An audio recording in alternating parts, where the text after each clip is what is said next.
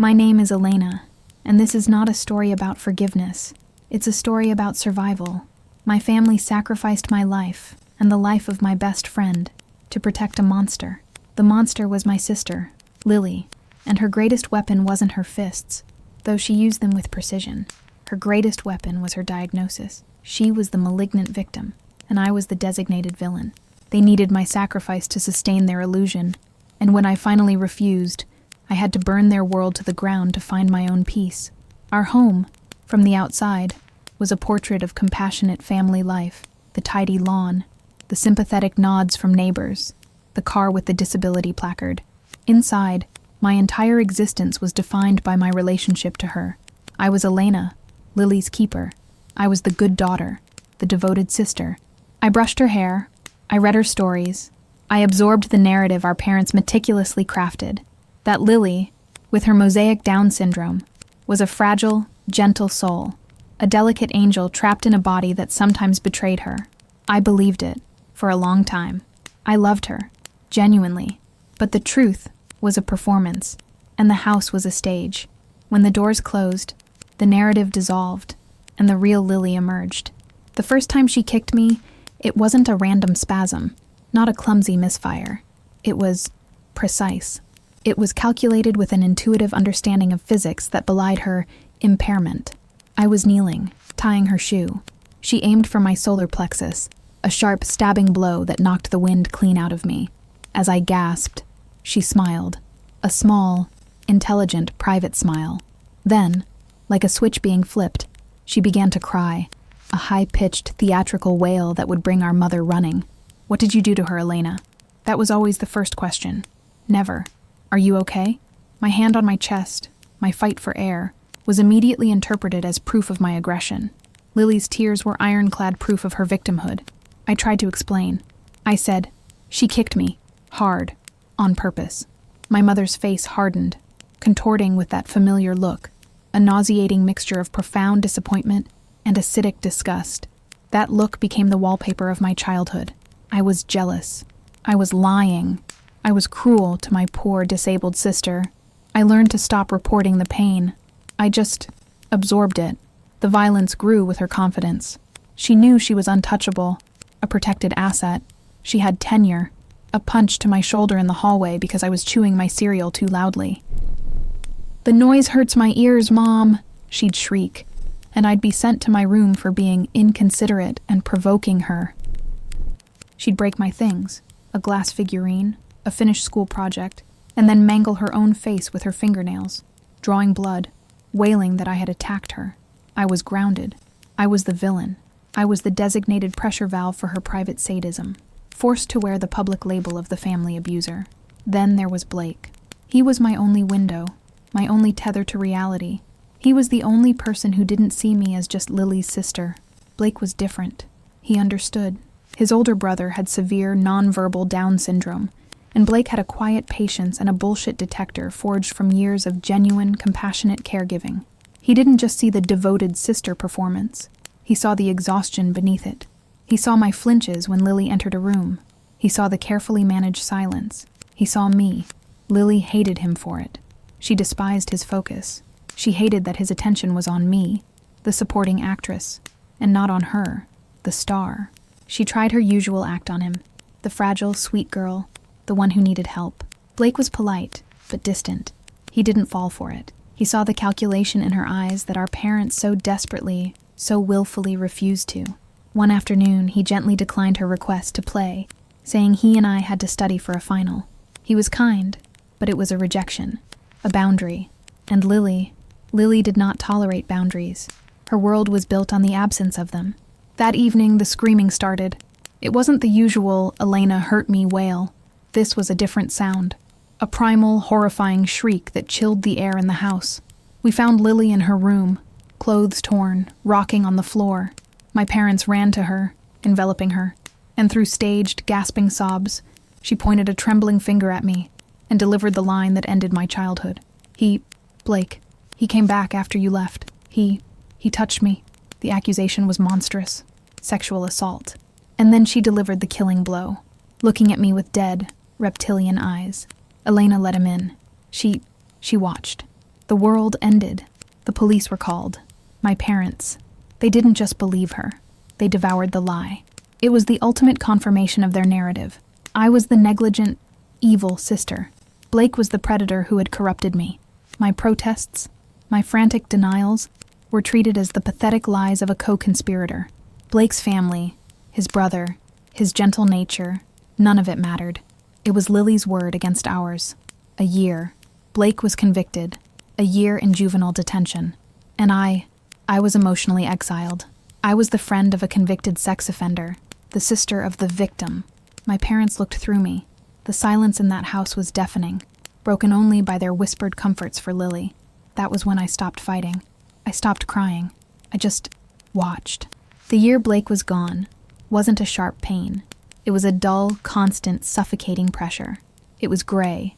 The air in the house was thick, heavy, like breathing in wet cement. Our home became a shrine to Lily's fabricated trauma. My parents tiptoed around her, their voices hushed, anticipating her every need. My existence was reduced to a logistical requirement. I ate. I slept. I went to school where I was a pariah. I was the girl whose friend did that. I was a ghost. I had no one. I was utterly, completely alone, trapped in the house with the monster who had destroyed 2 lives and the 2 fools who worshipped her for it. I spent that year in a state of self-imposed silence. What was there to say? The truth was a banned substance in our home. I became an automaton. My grades plummeted. I stopped reading. I stopped listening to music. I just observed. I watched Lily soak up the endless waves of sympathy. I watched her recover. Her performance of a healing victim so flawless, so nuanced it could have won awards. I watched my parents' adoration for her deepen, their glances at me, when they bothered to look at me at all, growing colder, filled with a permanent, unforgiving suspicion. The hatred I felt was so pure, so cold. It was the only thing that kept me warm. He was released on a Tuesday morning. I waited by the gates of the juvenile facility, my stomach a tight, burning knot of acid and fear. The boy who walked out was not the Blake who went in. The easy smile was gone, replaced by a permanent tightness around his mouth, a grim set to his jaw. He was thinner, but his shoulders were broader, harder. He moved with a stiff, guarded economy. He didn't hug me. He just nodded, his eyes scanning the perimeter, a habit learned from the yard. "Get in the car, Elena," he said. His voice was lower, flatter. The warmth was gone. He wasn't my friend. He was something new. He wasn't a savior. He was a co-conspirator. We sat in my beat-up car, the engine off, the silence thick. He didn't offer pity. He didn't ask if I was okay. He just stared through the windshield for a full minute, and then he turned to me. His eyes were like chips of ice. "She's smart, isn't she?" he asked. It was the first time in a year anyone had validated the truth. "Smarter than all of us," I whispered, my voice cracking. He nodded, a slow, cold assessment. "Good," he said. "Her ego is the weapon. We're going to use it to gut her." There was no comfort in his words. There was only strategy. And for the first time in a year, I could finally breathe. The plan was horrifying. It was brilliant. And it required me to lose the last thing I had. Him. "She hates you because you had me," he explained, his voice devoid of all emotion. A tactical briefing. "So I'm going to give myself to her. I'm going to apologize. I'm going to tell her that you manipulated me, that you were the one who lied about everything." I felt the blood drain from my face, the car seeming to tilt. "She'll never believe you," I said. "She will," Blake replied, his gaze unwavering. "She will, because she's a narcissist. She needs to believe that she's desirable enough to steal me from you. Her ego won't let her resist." He was right. The next day at school, he did it. He broke up with me in the middle of the crowded quad, a public execution. It was a brutal, masterful performance. He called me a liar, toxic, manipulative. He said he saw the truth now, and that he was going to apologize to Lily for what I had put them both through. Every eye was on me. The whispers were like wasps, a physical, stinging sensation on my skin. I had to stand there and take it. I had to play the part of the jilted, exposed villain. It was the loneliest moment of my entire life, watching my only ally publicly destroy me. And then, he approached her, in the cafeteria. I watched from across the room, my food untouched, tasting like ash. I saw him sit down at her table, I saw her look of pure, venomous suspicion, then confusion, then a slow, toxic, triumphant bloom of a smile. He was playing the part of the repentant boy, charmed by her innocence, awakened to her truth. He was preying on her ego, just as he'd said, and she was eating it up. My parents were ecstatic. They saw it as Blake making amends, as Lily's healing light redeeming him. They encouraged it. They invited him over for dinner. I was forced to sit at my own table, watching my sister flirt with the boy she had sent to prison. My reconstruction began in that new, profound isolation. I had to trust the plan. I had to trust him, even as he sat in my living room, laughing at my father's jokes and agreeing with Lily's insights. I was now the enemy to everyone. I had nowhere to put my pain, my rage, my hope. So, I channeled it. I stopped being a ghost. I started to build armor. If I was going to be the villain, I would be a disciplined one. I threw myself into my schoolwork with a cold, methodical, inhuman fury. I would not be trapped.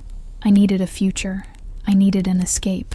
I needed to be so far away from this family that their gravity could never pull me back, even if they begged.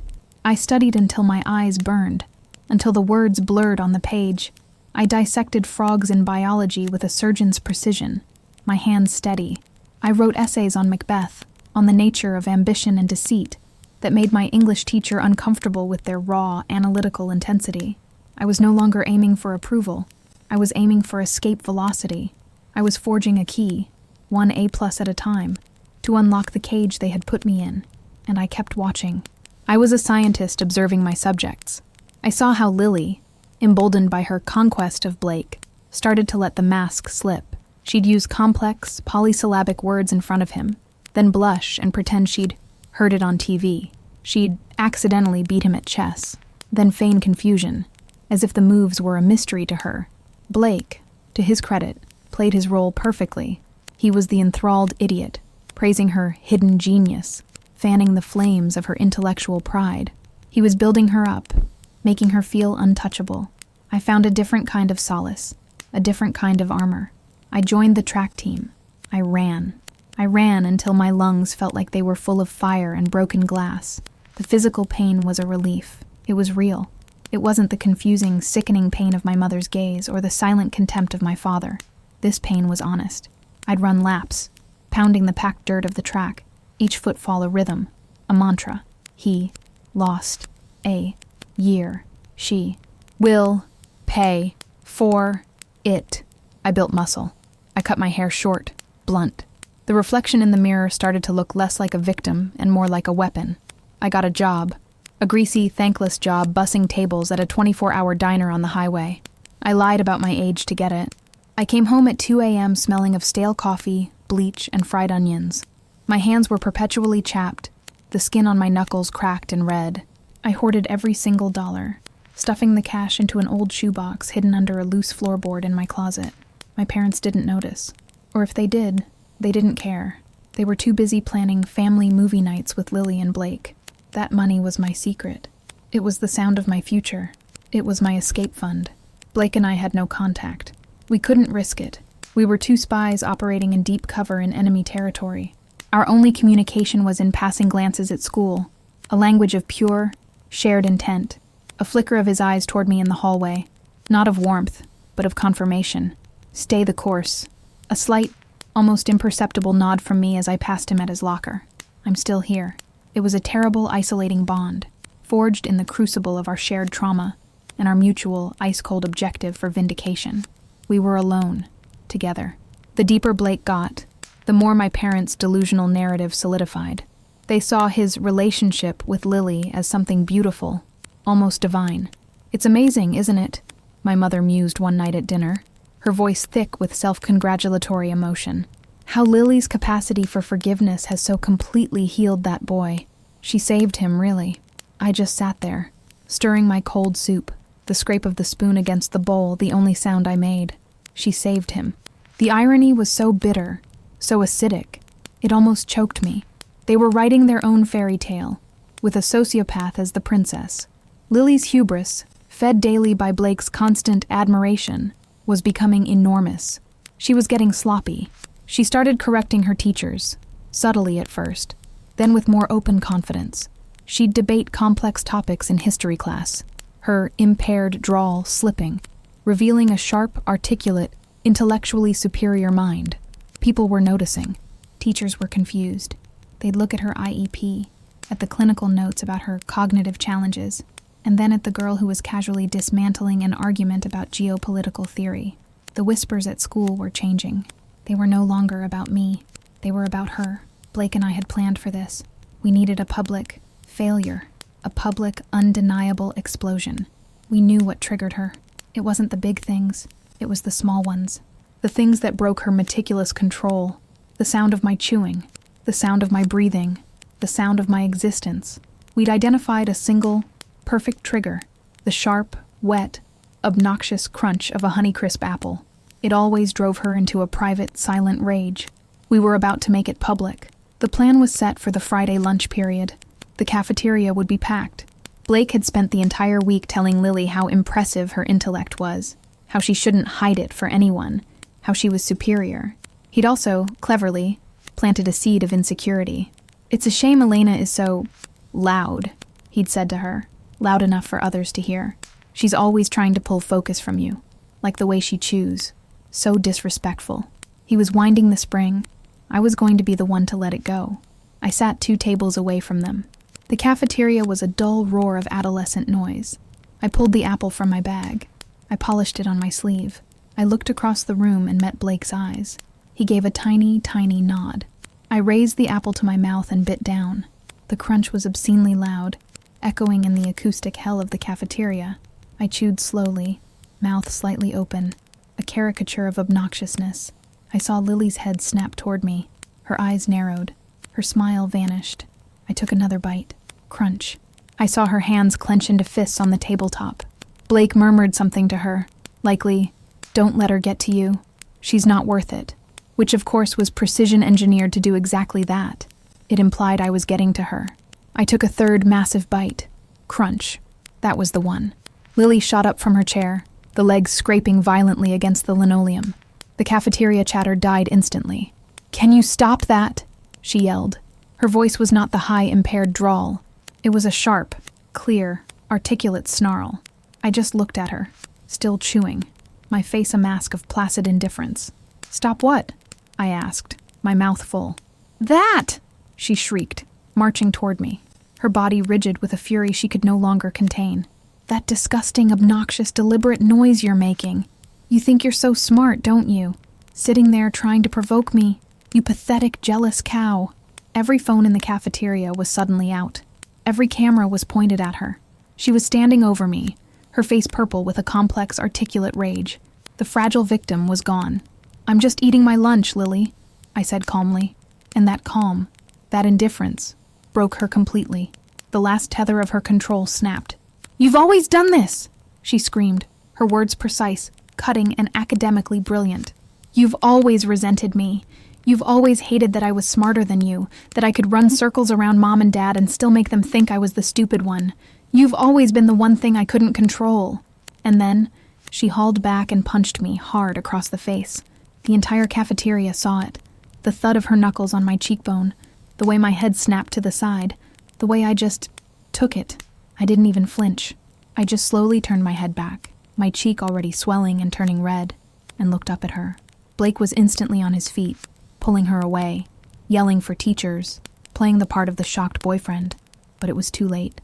The video was everywhere within minutes. The video of the severely disabled girl, speaking with perfect, vicious clarity about her lifelong, conscious manipulation, before committing a calculated, brutal act of violence. The school exploded. An emergency parent-teacher meeting was called for that night. My parents were forced to attend. They were white-faced, stunned, having seen the video a dozen times. But they were still in denial, already trying to spin it, to frame it as me, bullying her into an unfortunate breakdown. This was it. This was the true symbolic break.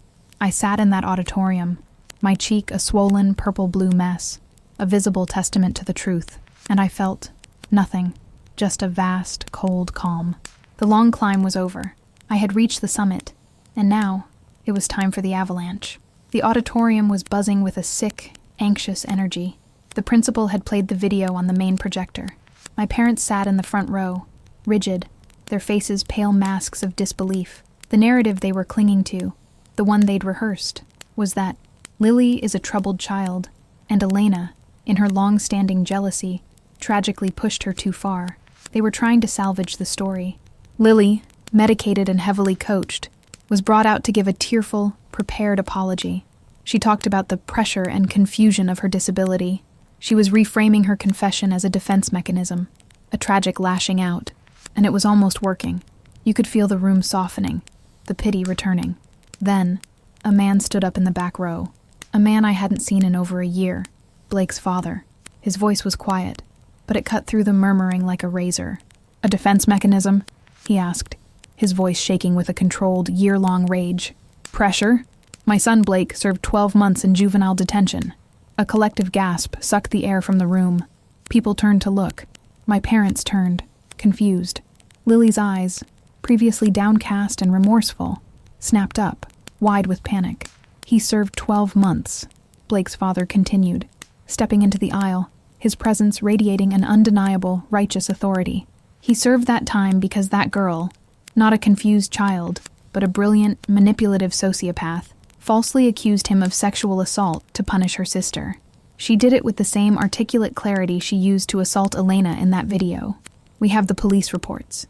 We have the new evidence. We have the truth." He wasn't yelling. He didn't need to. Every word was a hammer blow, shattering the last foundations of my parents' world.